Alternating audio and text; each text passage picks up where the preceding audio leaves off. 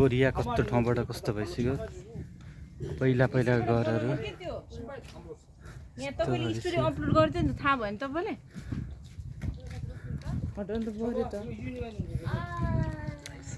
कहाँबाट कहाँ पुगिसक्यो कोरिया देश यस्तो थियो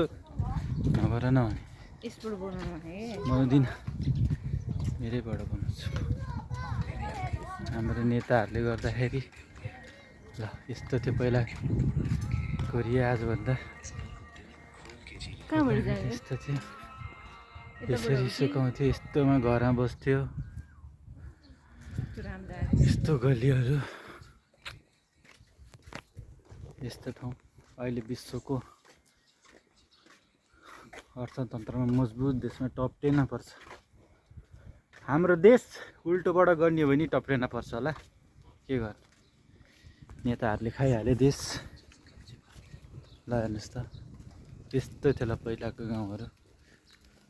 कस्तो गाउँको याद आयो हुन्छ तर ट्याक्क लाएर